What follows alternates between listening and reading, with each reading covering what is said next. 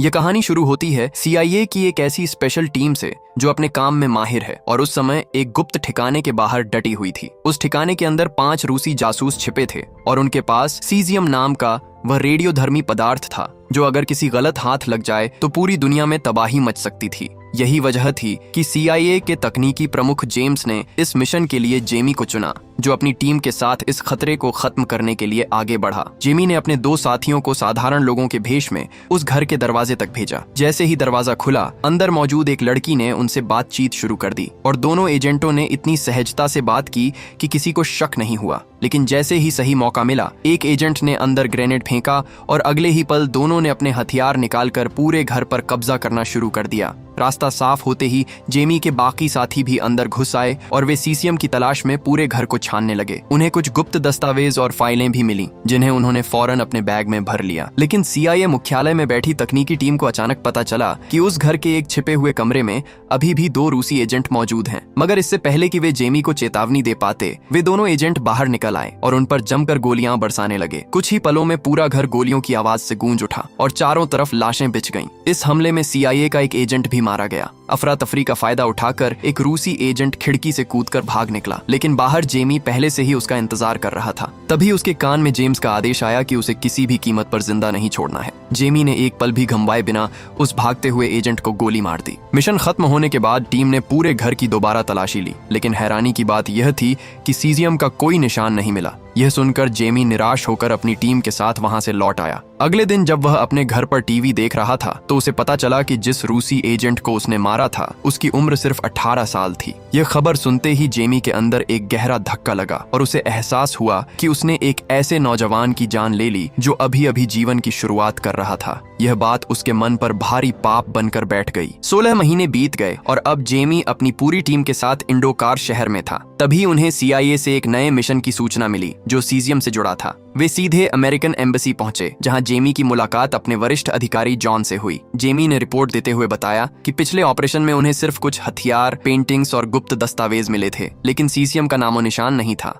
इस पर जॉन ने पूछा कि यह जानकारी उन्हें किसने दी थी। तभी जेमी की साथी एलिस आगे आई और बोली, सर, वह मेरा सोर्स था। उसने कभी गलत जानकारी नहीं दी, इसलिए हमें उस पर भरोसा था। जॉन ने स्पष्ट किया कि उन्हें हर हाल में सीजियम ढूंढना है, क्योंकि अगर वह गलत लोगों के हाथ लगा तो पूरी दुनिया खतरे में पड़ जाएगी। तभी ली नाम का एक पुलिस अधिकारी एक हार्ड ड्राइव लेकर एम्बेसी पहुंचा। सुरक्षा गार्ड ने उसे तुरंत हिरासत में ले लिया। एलिस ने सबको बताया कि यही वह शख्स है जिसने उसे पहले सेफ हाउस की गुप्त जानकारी दी थी। जेमी ने ली का पूरा रिकॉर्ड खंगाला, जिसमें उसके खिलाफ कोई बड़ा आरोप नहीं मिला। इस बीच टीम के एक सदस्य ने बताया कि ली की हार्ड ड्राइव में सीसियम की सारी लोकेशनें मौजूद हैं, लेकिन एक बड़ी मुश्किल यह थी कि उसमें ऐसा सुरक्षा सिस्टम लगा था कि अगर 8 घंटे में सही पासवर्ड नहीं डाला गया तो सारा डाटा अपने आप डिलीट हो जाएगा। CIA के एक्सपर्ट लगातार हैक करने की कोशिश कर रहे थे, लेकिन सफलता नहीं मिली।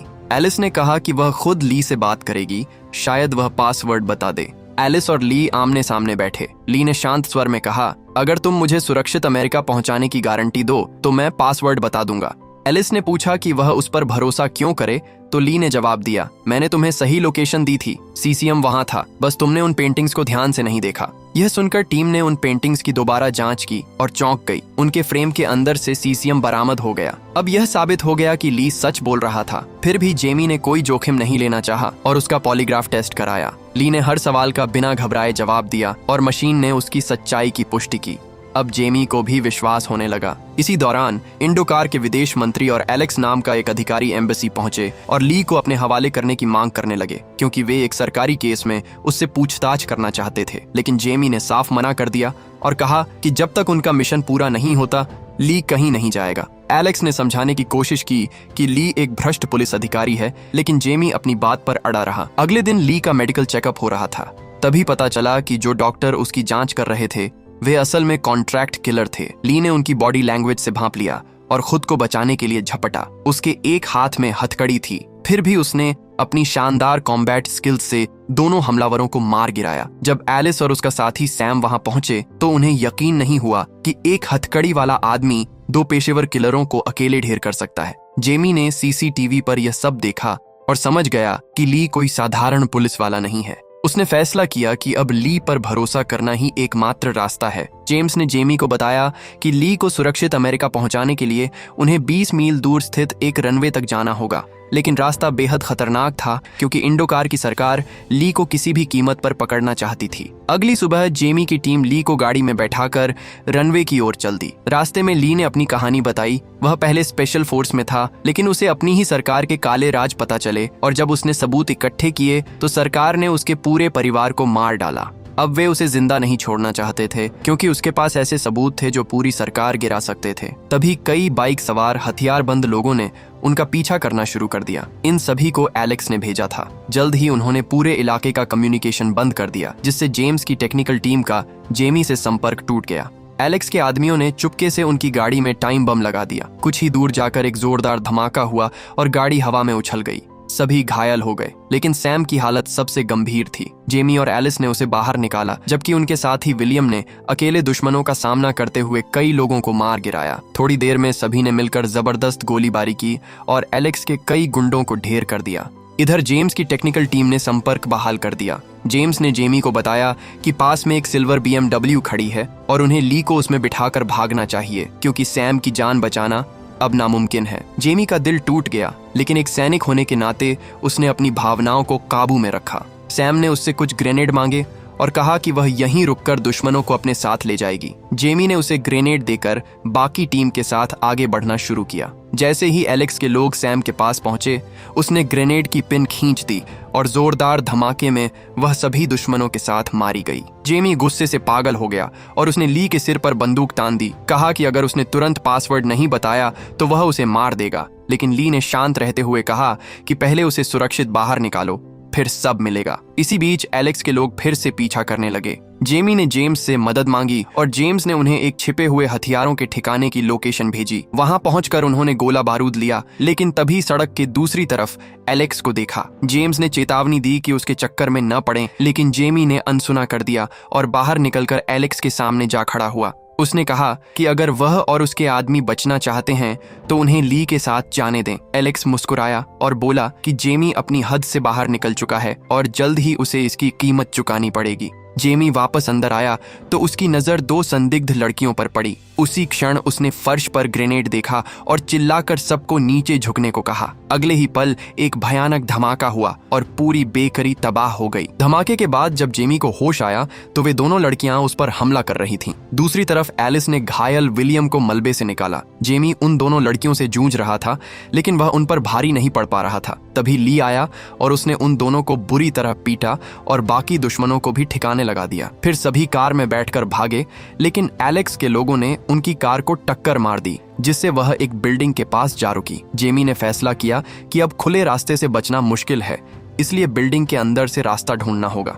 जेम्स ने स्कैन करके पूरी बिल्डिंग का नक्शा भेजा। विलियम ने जेमी से कहा कि वह अपनी चोटों की वजह से उनकी रफ्तार धीमी करेगा, इसलिए वह यहीं रुककर दुश्मनों को रोकेगा। जेमी ने उसे अलविदा कहा और बाकी टीम के साथ अंदर बढ़ गया। एलेक्स के आदमियों ने विलियम पर हमला किया। उसने बहादुरी से लड़ा, लेकिन अंत में एलेक्स ने आकर उसे गोली मार दी। जेमी और उसकी टीम बिल्डिंग के अंदर आगे बढ़ रहे थे, लेकिन एलेक्स के आदमी चारों तरफ से उन पर टूट पड़े। इसी बीच एलिस की नजर एक छोटी बच्ची पर पड़ी जिसे वह अकेला नहीं छोड़ सकती थी, इसलिए वह उसे बचाने के लिए एक कमरे में छिप गई और उसी भाग दौड़ में वह जेमी से अलग हो गई। जेमी ने ली की हथकड़ी खोल दी और कहा कि वे मिलकर एलिस को ढूंढें। उसने जेम्स से कहा कि पूरी बिल्डिंग की लाइटें बंद कर दी जाए। अंधेरे में जेमी और ली ने मिलकर एलेक्स के बाकी आदमियों को एक एक करके खत्म करना शुरू किया। एलिस ने उस बच्ची को सुरक्षित जगह छोड़ा और फिर जेमी की तलाश में निकली, लेकिन उसका सामना एलेक्स के सबसे खतरनाक आदमी से हुआ। उसने जमकर मुकाबला किया और उसे घायल भी किया, लेकिन उस आदमी पर